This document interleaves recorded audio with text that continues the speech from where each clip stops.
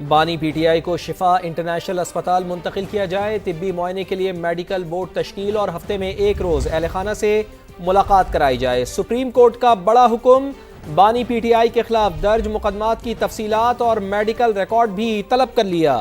تحریری فیصلے میں واضح کیا گیا کہ یقینی بنایا جائے ہاسپٹل کے باہر کوئی سیاسی اجتماع نہیں ہوگا، میڈیکل رپورٹس کو سیاست کے لیے استعمال نہیں کیا جائے گا، یقین دہانیوں کی خلاف ورزی پر ریلیف واپس ہو سکتا ہے۔ شہزاد علی کی رپورٹ۔ بانی پی ٹی آئی کو 2 روز میں شفا انٹرنیشنل اسپتال منتقل کیا جائے، حکومت اسپتال کی مشاورت سے میڈیکل بورڈ تشکیل دے، ہفتے میں 1 روز اہل خانہ سے ملاقات بھی کرائی جائے۔ سپریم کورٹ نے بانی کو جیل میں سہولیات اور صحت سے متعلق کیس میں 7 صفحات پر مشتمل تحریری حکم جاری کر دیا۔ یقین دہانیوں کے خلاف ورزی پر ریلیف واپس لینے کا انتباہ۔ جسٹس شاہد وحید کے تحریر کردہ فیصلے میں بانی کے ذاتی معالج ڈاکٹر فیصل سلطان اور بہن ڈاکٹر عظما کو بھی میڈیکل بورڈ کے ساتھ منسلک کرنے کا حکم۔ بورڈ میں جنرل فزیشین، جنرل سرجن، آئی اسپیشلسٹ، کارڈیولوجسٹ اور میڈیسن اسپیشلسٹ شامل ہوں گے۔ علاج کے اخراجات بانی پی ٹی آئی کے اہل خانہ ادا کریں گے۔ سپریم کورٹ نے اسپتال کے باہر کسی سیاسی اجتماع کو روکنے اور بانی پی ٹی آئی کی سیکیورٹی یقینی بنانے کی ہدایت بھی کی۔ تحریری فیصلے کے مطابق میڈیکل رپورٹس کو سیاست کے لیے استعمال نہیں کیا جائے گا۔ آئندہ سماعت تک اہل خانہ اور پارٹی ارکان صحت سے متعلق تفصیلات بیان نہیں کریں گے۔ عدالت نے بانی کے خلاف درج تمام مقدمات کی تفصیلات اور میڈیکل ریکارڈ بھی طلب کر لیا۔ فیصلے میں واضح کیا گیا ہے کہ یقین دہانیوں کی خلاف ورزی پر دیا گیا ریلیف واپس ہو سکتا ہے۔ حکومت کو ریلیف کے غلط استعمال کی صورت میں درخواست دینے، جبکہ بانی پی ٹی آئی اور اہل خانہ کو شکایت کی صورت میں عدالت سے رجوع کرنے کی اجازت دی گئی ہے۔ کیس کی مزید سماعت 16 ستمبر کو ہوگی۔ حکومت کا بانی پی ٹی آئی کی ہاسپٹل منتقلی سے متعلق عدالتی فیصلے پر نظر ثانی کے لیے سپریم کورٹ سے رجوع کرنے کا فیصلہ۔ وفاقی وزیر اعظم نذیر تارڑ کہتے ہیں کہ مشاورت کی گئی ہے کہ بانی کا کسی سرکاری ہاسپٹل میں معائنہ کروایا جائے۔ سزا یافتہ قیدیوں کو سرکاری ہاسپٹلز میں علاج فراہم کیا جاتا ہے۔ جیلوں میں بہت سے قیدی موجود ہیں جن کو صحت کے مسائل ہیں۔ عدالتی حکم کا اثر نو جائزہ لینے کے لیے سپریم کورٹ سے رجوع کریں گے۔ کورٹ آف پاکستان نے سابق وزیر اعظم عمران خان صاحب کے بارے میں ان کی صحت کے حوالے سے جو آرڈر جاری کیا ہے، اس کے کچھ نکات جو ہیں، جو کہ جیل اتھارٹیز اور اسلام آباد انتظامیہ سے متعلقہ ہیں، کہ ان کا 2 روز میں میڈیکل چیک اپ کروایا جائے شفا انٹرنیشنل ہاسپٹل سے، اس پہ مشاورت ہوئی ہے۔ اور قانون کا جائزہ لینے کے بعد اتھارٹیز کا یہ خیال ہے کہ یہ آرڈر جو ہے یہ قانون کے ان 4 والز کے اندر نہیں ہے جو کہ کسی بھی سزا یافتہ شخص کو جو سہولیات فراہم کی جا سکتی ہیں جیل میں لاگو قوانین کے تحت۔ تو اس حوالے سے ان کی یہ تجویز تھی کہ نظر ثانی کے ذریعے وہ سپریم کورٹ سے رجوع کریں اور اس آرڈر کی مناسب ماڈیفیکیشن کی درخواست کی جائے تاکہ کسی ٹرشری کیئر سرکاری ہاسپٹل میں ان کا معائنہ کرایا جائے۔ آیا یہ حکم پورے پاکستان کی جیل پاپولیشن کے لیے ہوگا یا یہ بطور نظیر استعمال نہیں ہوگا؟ کچھ اور قانونی نکات بھی ہیں جن پہ جو لیگل ٹیم تھی انہوں نے ساری مشاورت کی ہے۔ تو اس ابہام کو دور کرنے کے لیے اور جو مناسب ماڈیفیکیشنز ہیں تاکہ جو آرڈر ہے وہ آئین اور قانون کے جو صحیح پیرامیٹرز ہیں ان کے مطابق ہو، اس کے لیے سپریم کورٹ آف پاکستان سے رجوع کیا جا رہا ہے۔ سپریم کورٹ کا بانی کو اڈیالہ جیل سے اسپتال منتقل کرنے کا حکم، پی ٹی آئی قیادت کا اظہار اطمینان۔ بیرسٹر گوہر، سہیل آفریدی اور سلمان اکرم راجہ نے عدالتی حکم پر عمل کی یقین دہانی کرا دی ہے، کارکنان سے بھی عمل درآمد کی اپیل کر دی ہے۔ کہا ہم 1 سال سے یہی فیصلہ چاہتے تھے، آج عدالت عظمیٰ کے فیصلے سے امید کی کرن جاگی ہے۔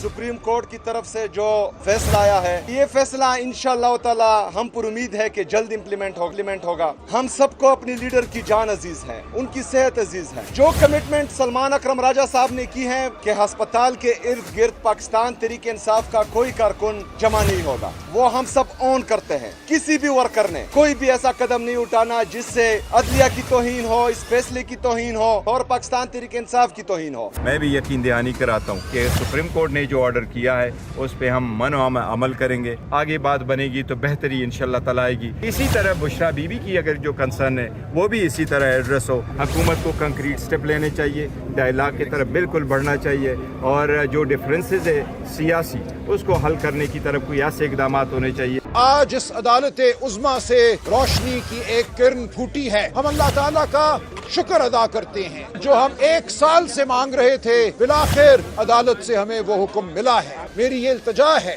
इमरान खान के चाहने वालों से कि जो अदालत उज़्मा ने हुक्म दिया है और जो हमने वादा किया है उसका पास रखा जाए। एक बार नहीं, 2 बार नहीं, मुसलसल तीसरी बार पेट्रोल बॉम्ब का वार। हुकूमत ने फिर पैसे बढ़ा दिए, पेट्रोल और डीजल महंगा कर दिया। पेट्रोल की कीमत में 3 रुपए 34 पैसे और डीजल की कीमत में 5 रुपए 27 पैसे फी लीटर इजाफा कर दिया गया। पेट्रोल की नई कीमत 334 रुपए 54 पैसे और डीजल 395 रुपए 69 पैसे फी लीटर हो गया। 2 रोज में पेट्रोल 9 रुपए 11 पैसे जबकि डीजल 11 रुपए 74 पैसे महंगा हुआ। महंगाई के सताए अवाम ने पेट्रोल की कीमत रोज बढ़ने पर हुकूमत को आड़े हाथों ले लिया। अपनी मर्जी है भाई, इनको हम कुछ भी नहीं बोल सकते। हम अवाम हैं, हम पिछते चले आए हैं, पिछते चले आएंगे। ये हुकूमत की नाअहली है और मैं क्या कहूँ, इसी जेब से पैसे निकाल के देने, किसी की हुकूमत को तो देने नहीं। अवाम के ऊपर तो बोझ है, ये अवाम क्या करेगी? महंगाई से पहले से मर रही है और मजीद मर जाएगी। कुछ ना कुछ गवर्नमेंट को ना अपने पास ऐसी कोई चीज़ लानी चाहिए कि अगर कल को पेट्रोल महंगा होने की सूरत हाल हो तो उनके पास ऐसी कोई सेविंग्स हो जो अवाम को बचाने के लिए यूज़ करें। महंगाई और पेट्रोलियम लेवी के खिलाफ जमात इस्लामी के धरने चौथे रोज़ में दाखिल। कराची, पिशावर और लाहौर में एहतजाज। हाफिज़ नईमुर रहमान कहते हैं कि ये निज़ाम अब मज़ीद डिलीवर नहीं कर सकता। हुक्मरानों को लगता है कि धरने से फ़र्क नहीं पड़ता, अब हड़ताल की कॉल, शटर डाउन और पहिया जाम का ऐलान करेंगे। मुतालबात पूरे ना हुए तो इस्लामाबाद की तरफ मार्च भी किया जाएगा।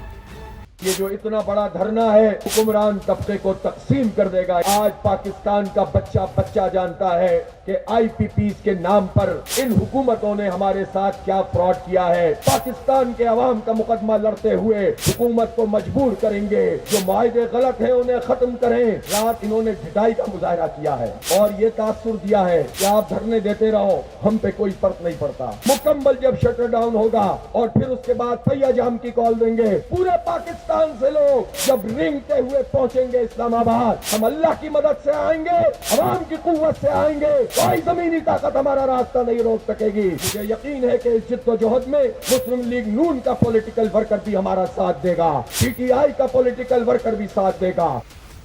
आगे बढ़े और आपको बताएं कि मीर रजा का कातिल कौन।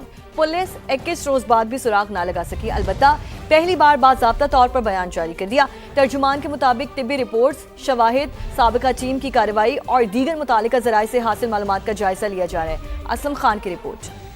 कराची में नौजवान ताजिर मीर रजा का कत्ल। वाक़ये के 3 हफ्ते बाद पुलिस ने पहला बयान जारी कर दिया।